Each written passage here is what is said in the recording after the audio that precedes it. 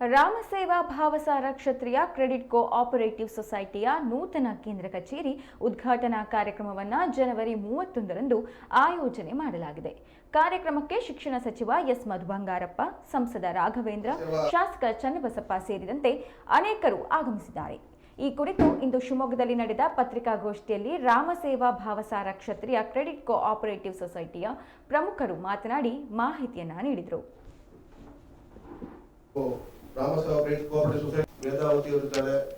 ರಾಮಸೇವಾ ಭಾವಸಾರ ಕ್ಷೇತ್ರೀಯ credit cooperative society limited ಇದರ ಕೇಂದ್ರ ಕಚೇರಿಯನ್ನು ನಾವು ರಾಮಣ್ಣ ಶೆಟ್ಟಿ ಪಾರ್ಕ್ ಎದುರು ಭಾಗದಲ್ಲಿ ಒಂದು ಹೊಸ ಕಟ್ಟಡಕ್ಕೆ ಇದೇ 31ನೇ ತಾರೀಕು ಶುಕ್ರವಾರ ಬೆಳಗ್ಗೆ 11 ಗಂಟೆಗೆ ಸ್ಥಳಾಂತರ ಮಾಡ್ತಾ ಇದ್ದೇವೆ.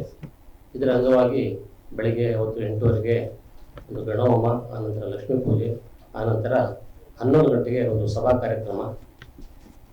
ಈ ಒಂದು ಸಭಾ ಕಾರ್ಯಕ್ರಮದಲ್ಲಿ ಗೌರವ ಉಪಸ್ಥಿತಿಯಾಗಿ ಭಾವಸಾರ ಕ್ಷೇತ್ರೀಯ ಮಹಾಜನ ಸಮಾಜದ ಅಧ್ಯಕ್ಷರಾದಂಥ ಶ್ರೀಯುತ ಗಜರಾಜ್ ಟಿವಿ ಅವರು ಭಾಗವಹಿಸಲಿದ್ದಾರೆ.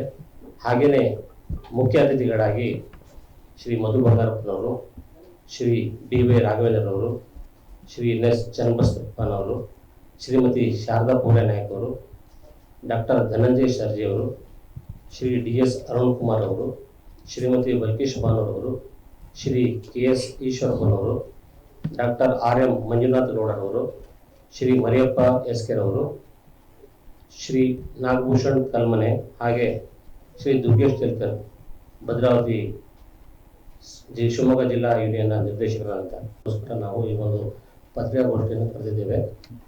ದಯಮಾಡಿ ತಮ್ಮ ಪತ್ರಿಕೆಗಳಲ್ಲಿರ್ಬೋದು ಅಥವಾ ಎಲೆಕ್ಟ್ರಾನಿಕ್ ಮಾಧ್ಯಮದಲ್ಲಿರ್ಬೋದು ಮೊದಲನೇ ಪೇಜ್ನಲ್ಲಿ ನಮಗೆ ಪ್ರಿಫರ್ ಮಾಡಿಕೊಡಿ. ದಯಮಾಡಿ ನಮ್ಮ ಎಲ್ಲ ಷೇರುದಾರರಿಗೂ ಇದನ್ನು ತಲುಪಬೇಕು ಅನ್ನೋ ಉದ್ದೇಶಕ್ಕೋಸ್ಕರ ಒಂದು ಪತ್ರಿಕಾಗೋಷ್ಠಿಯಲ್ಲಿ ತಮ್ಮಲ್ಲಿ ನಾವೆಲ್ಲರೂ ಸೇರಿ ವಿನಮ್ರವಾದ ಒಂದು ಮನವಿಯನ್ನು ಮಾಡಿಕೊಡ್ತಾ ಇದ್ದೀವಿ. ತಲುಪಬೇಕು ಅನ್ನೋ ಉದ್ದೇಶಕ್ಕೋಸ್ಕರ ಒಂದು ಪತ್ರಿಕಾ